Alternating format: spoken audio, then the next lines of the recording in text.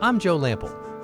When I created Growing a Greener World, I had one goal: to tell stories of everyday people, innovators, entrepreneurs, forward-thinking leaders who are all, in ways both big and small, dedicated to organic gardening and farming, lightening our footprint, conserving vital resources, protecting natural habitats, making a tangible difference for us all.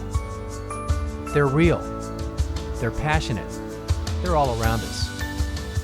They're the game changers who are literally growing a greener world and inspiring the rest of us to do the same.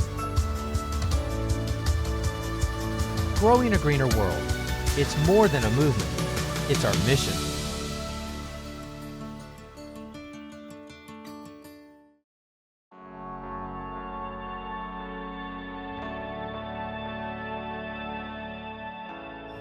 Ten years ago, Growing a Greener World got its start right here at Greensgrow Farms, founded by Mary Seton Corboy.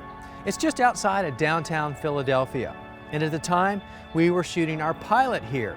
We didn't have a show, but we had an idea. And Greensgrow Farms was the best thing that we knew of at the time that represented a lot of what we thought Growing a Greener World would stand for in all the episodes that we would produce in the future, if we became a series. Well, we did. And we've covered a lot of ground since then, almost 200 episodes. But we keep coming back to this ground and this special place and the legacy that Mary Seton Corboy started. 5 years ago, we were back for its 15th anniversary. It was awesome. And now we're back for its 20th anniversary. But you know what? This time, it's a little bittersweet because there's one person in this story that's not with us anymore. And that's Mary Seton Corboy, its founder. And if you talk to anybody that knows and loves Mary, the first thing they'll tell you is she was a fighter and there was never a challenge that she wouldn't take on head on. And she almost always won. But this last battle, the one she'd been fighting for the longest, cancer, she finally lost it last year. But she gave it one heck of a run for its money. So as we come back today, we're here to celebrate the legacy that Mary left and all the things that everyone around her that knows her and loves her want to see continued. And that's what we look forward to bringing to you today.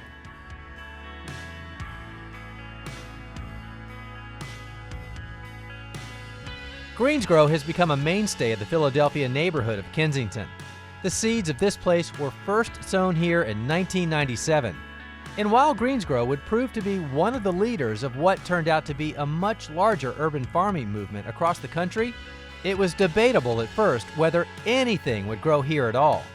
Even to co-founder Mary Seton Corboy, who, a decade later, still seemed a little shocked that her idea took root.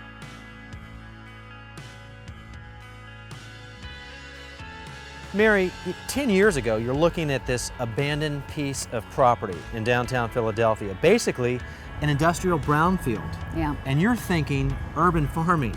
What's going through your mind? Obviously not enough. There was a lot of thinking that should have happened that didn't happen.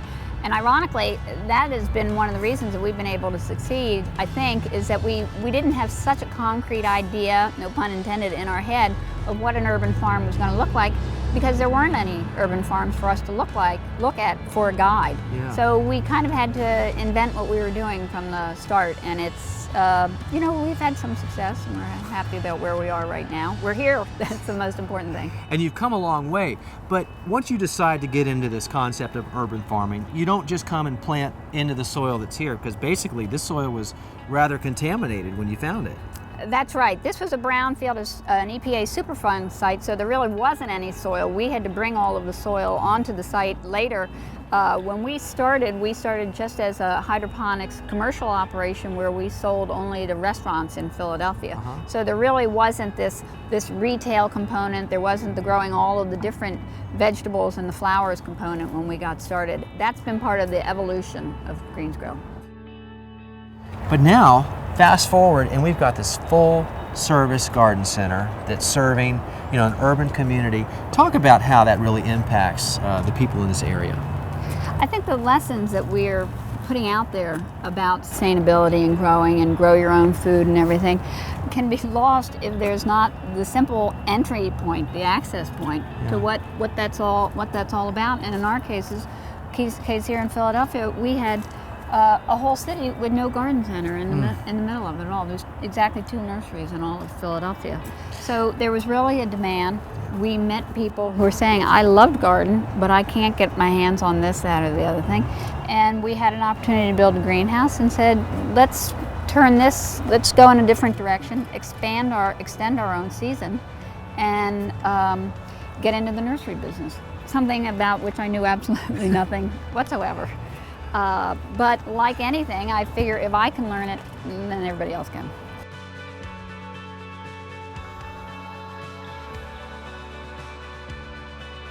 And the locals did learn. From the simple things like flowers for the front stoop and fresh vegetables from the farmer's market, to the lesser-known techniques that Mary and her staff introduced to the farm. Green roof technology, rain barrels, making their own biodiesel for the delivery trucks, raising bees for on-site pollination and honey production. These practices have all become staples of green living now, but at the time, they were practically foreign concepts in an urban setting like this.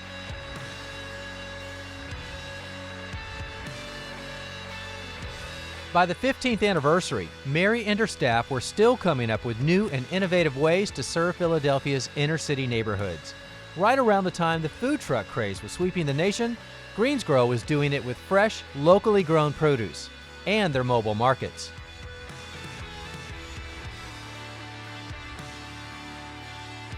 There's no grocery stores at all in some of these areas, and so there's a need for fresh food, but it has to be approached by somebody who's not trying to shove things down other people's throat. And Greensgrow, if nothing, has always been that. We try to go with the flow. We're not political about what we're doing. We're not standing there saying we're better because we're local. We're just saying this is an option, and it's an option that we think is going to afford you a better lifestyle. We were along for the ride as 2 trucks roamed West Philadelphia and Camden, New Jersey, just across the river, hitting a regular rotation of stops where locals could visit the truck and shop for fresh produce. Mary tapped Ryan Cook, a longtime Greensgrow employee, to spearhead the mobile market project. So in the morning we go to a senior center, and the West Philadelphia Senior Community Center is really where we started. I mean, when we were a pushcart market, seniors were the people that came to us and said, hey, we want this produce, come here. And so that's really our core, and that's what we view as our really central demographic. And they're sitting there waiting on the sidewalk when we pull up, and that's just really gratifying every day, to know you're really getting it to people that really want it. And then in the afternoons we come to this, again, as this consistent location. It's the trolley line, there's buses here, and this is the real intersection between West Philadelphia, where we live, and Drexel University, and the places that have a little bit more food security, but there's still no grocery store here. So we sell a lot to students and people that aren't maybe what you would think of as food insecure individuals, but people that really are trying to eat healthy and can't, and they really have a hard time. And so we get a lot of student traffic, which feels good to us, and we know we're serving people that need it. The mobile markets are not money makers for us, and I think sometimes you have to do things that aren't money makers.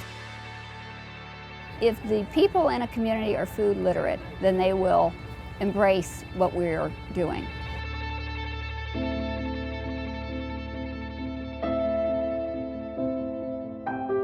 Our shoot that day was a great time for us to catch up with a good friend, but there were things happening behind the scenes that made it difficult for everyone. 5 years ago, when we came back to celebrate Greensgrow's 15th anniversary, we were so excited. So we showed up on a Friday before the big festival on Saturday. The whole crew was here. We were getting ready. Walked into the office to say hello to a lot of old friends we had made 5 years prior and kept in touch with, only to find out that the star of the show, or the festival, Mary, wasn't going to be able to join us because she was in the hospital. Her battle with cancer had kind of taken a turn for the worse, and it had forced her to go in for some pretty critical treatment. So naturally, she wasn't going to make it. And we understood, and we were certainly disappointed, but we knew that we'd make it work and we'd tell that story without her, but in a way that lifted her up. So on Saturday when we arrived, we got all set up and we were looking for our shots, thinking about all the substitution things that we would have to do to cover for the time that we were going to interview Mary. And at the time that we had allocated to interview her, we looked over our shoulder, and guess who was walking up the driveway? Mary. She had convinced the doctors to undo her of all of those things going into her body that were feeding her that medication and that pain relief, dealing with that cancer, because it was so important for her to make it back to the interview to talk to us. And on top of that, you never would have known that she was sick because she had all the energy and spunk that we've ever known from Mary. And that's saying a lot. And yet as soon as the interview was over, she was back to the hospital and hooked up to all those IV lines again. She fought back and she came back strong. But it was that day, just the example that she set of the fighter that she is, that impressed us so much and just reminded us of how special she really was.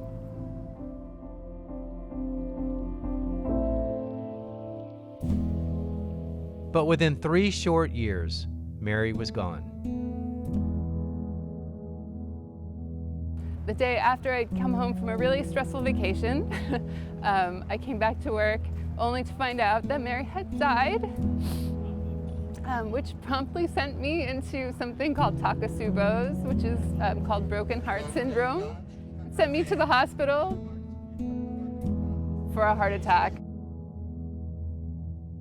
It was a devastating blow to the entire Greensgrow family.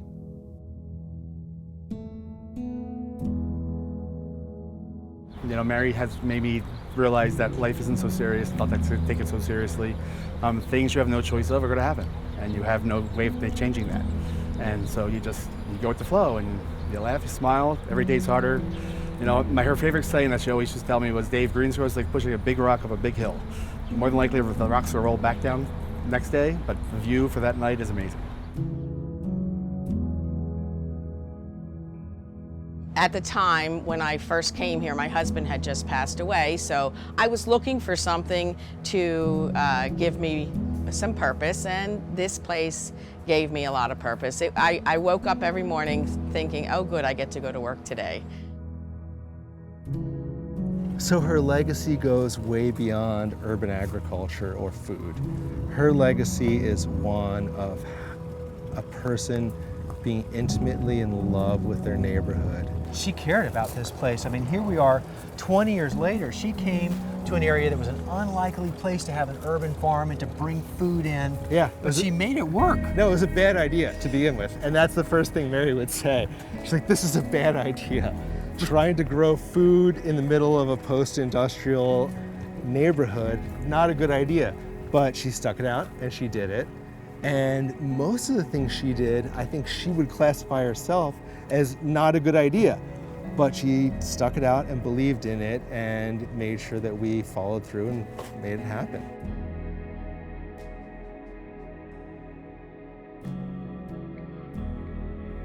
And you don't have to go far outside the Greensgrow gates to see the impact Mary had on the larger Kensington community she served as well. Mary had a huge influence on the neighborhood, I think. Not only greening it, like she was always willing to give to somebody. Like neighbors would have an empty pot in front of their house. She would say, hey, let's go put flowers in it for them. They might not be able to afford them, but we're gonna go make it better. I mean, Greensgrow is definitely great for the neighborhood. I mean, I come here personally with my family, you know, whether it's during the holiday events, there's always something going on at, like, you know, Thanksgiving, Halloween, Christmas time, whether it's the fairs or the markets they have on the weekends where you can come and just shop to buy groceries and such like that. I mean, but it's definitely a positive for the neighborhood, there's no doubt about it. I mean, anytime, whether I drive by here or run by here on my daily jog, there's always something going on, whether people are cleaning up or, you know, adding more to place, or just people are coming into the neighborhood to visit and shop, and it's just a great thing for the neighborhood. Oh, definitely, it's not the same. When I ride by, I go around, I always say hi, Mayor, even though, you know, I mean, like, I still feel her, that she's around. I don't see her, but you could feel that that was her life. She loved it. She loved what she was doing. Never heard nothing bad about her. Everybody loved her. You need it, she was there for you. That's how she was with everybody. Mary had a good heart. When I got married to my husband, I'd been working here for like a year, and we got married on a Sunday, and the bakery would not deliver our cake to our venue in Fairmount Park. And it turned out that Mary just had one of the people who worked here. She said, you will deliver this cake. He drove to South Philadelphia, picked up our wedding cake, drove to our venue, brought it to us, and then came back and worked. So, you know, it was just full of wonderful surprises to work with Mary. She made everything great.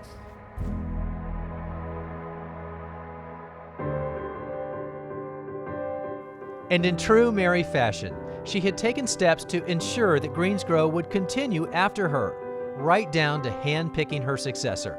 And she went with a familiar face. I've been at Greensgrow 11 years. I started as the farmer at the very bottom of the totem pole. Mary always said I would take over, and I always told her no, and then yeah, here we are. She got her way, as we know. She always got her way.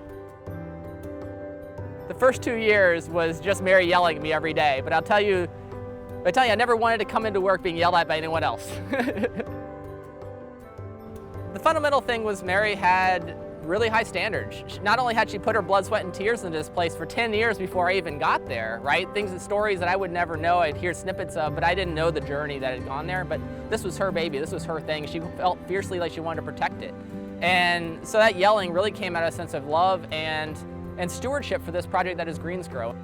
And so those high standards were not only about her, but I think about making sure that everyone came behind her, knew what was expected of Greensgrow even when she was gone.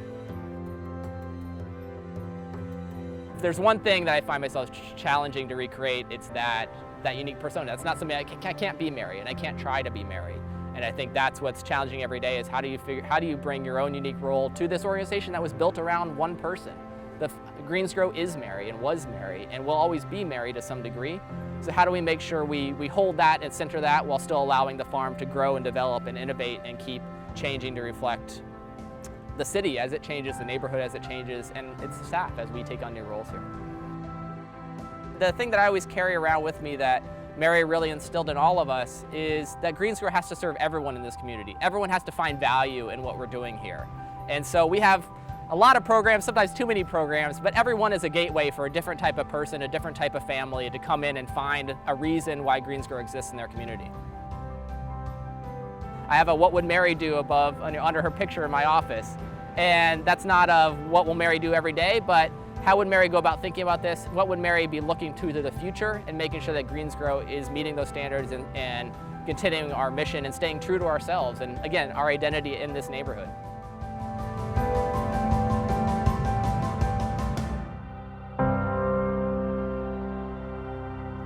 The Kensington neighborhood is a fundamental part of the DNA of Mary's Greensgrow farm. It's so ideally tailored to this specific community that you could never pick it up and just put it somewhere else. But that's not to say you couldn't start another Greensgrow in a new neighborhood and grow it organically, from scratch, to fit that community, just as precisely. And that was the first major challenge Ryan took on as Greensgrow's new executive director.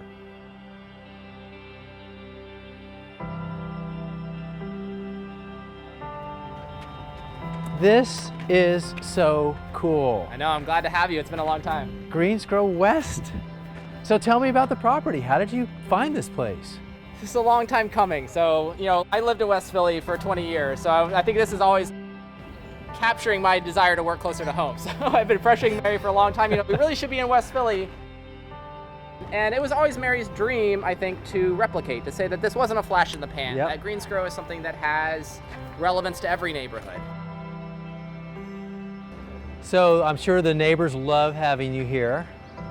Definitely. I think there's this neighborhood, unlike Kensington, which is an industrial neighborhood, there's not only yard space. West Philly is very green. There's lots of opportunities here, but they didn't have the resources, not even a box store for them to get plants. So as I said, this is something that the neighborhood was asking for, and Greensgrow was able to fill a void and bring our experience and our wonderful mix of plants and people to this neighborhood and figure out how we can add value. How does Greensgrow in West Philly look different than Greensgrow in Kensington? And that's a really interesting thing about what we're trying to do here. So here we are in this super cool urban location. How in the heck did you score this place? We actually just did a pop-up down the street. So there was a longtime business owner in the neighborhood. His bar had burned down in a tragic fire, and the land was sitting vacant, and he hated seeing that. He wanted to see something green and vibrant come in and fill in the corridor. So we went there for 2 years, and it did so amazingly well. It really gave us the confidence and the experience to say, all right, here we can show the city, we know what we're doing. And now we're here, and it's been, it still changes every day. I think we're still getting the lay of the land, right? There's a permaculture principle of you have to spend a year in a place to really understand it. Right. Well, I know Mary would have been really excited because it was always her dream to replicate Greensgrow, and this happened just after she passed. Well, yeah, I mean, she got a chance to see it. I had some funny meetings here with kicking rocks, and poking around the site. Honestly, she was very hands-off. I think that's what I always loved about Mary. She, trusted my instinct, trusted my vision, and kind of let me go. Sometimes I wish I had more support from her, but I think she really understood that if this was going to succeed, it had to have a life beyond her, and so she couldn't really micromanage it. But the organization was always called Greensgrow Philadelphia Project. The idea being that this was just one out of a series of how this idea would spread across the country. And so I don't know if you ever thought it would spread inside Philadelphia first, but it's definitely been a nice stepping stone to I think what we see as the future, which is, Greensgrows popping up all over. Taking these wonderful sites that we create and how do we make them accessible and usable by others. And so we've done farm dinners here, we did movie nights, we did a whole thing we did dog washes one Saturday. That's one of the great things about being on a commercial corridor. One of the great assets that we were looking for in trying replicating is being accessible on a public transit line in the middle of a neighborhood in a way that Kinston honestly wasn't. When that farm was started, it was a hydroponic lettuce farm. It didn't matter where it was. And so now we've built a community around there, but here we're walking into a community, and part of that is listening and figuring out what are the latent needs here, what are the understandings, how do people want to use the space to achieve their own vision. And a lot of that is just time and patience in figuring that out. Right, and providing a beautiful green space and lots of opportunity to take some of this nature back home with them, right? No matter where they live. What I like to say is, we put the people in gardens. So it's one thing to have a community garden that you can enjoy from the outside. It's another to have a space like this you can walk in and talk to someone about what's going on, talk to somebody about how you're going to take physically, and the idea is, the idea farm back to your block and replicate it in a small way. And so a lot of what we do is just find ways to welcome people into the site and make it their own in a small ways. It's nice, we get people all the time that walk around and say, I can tell you're here because I walk around the neighborhood and I see flowers in people's yards. And so you can actually have a visual impact and a material impact on the neighborhood around us, and that's really powerful. I love that. You're doing a good thing, Ryan.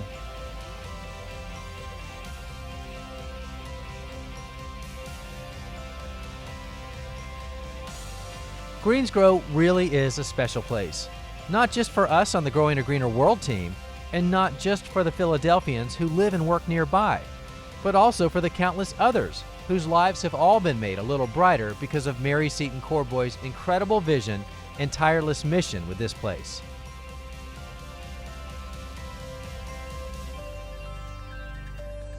And while it is hard to walk around this place and not see my friend Mary, the truth is I do see her in every lovingly cared for plant, in every staff member's smiling face, and in all the friendly handshakes from friends and neighbors that Mary left behind, and in all the work that she started that continues to spread.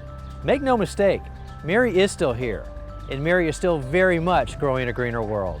If you'd like to go back and watch our very first episode, our pilot that we filmed right here at Greensgrow, or when we return for the 15th anniversary, you can do that on our website under the show notes for this episode. And the website address is the same as our show name. It's growingagreenerworld.com. Thanks for joining us, everybody. I'm Joe Lample, and we'll see you back here next time for more Growing a Greener World.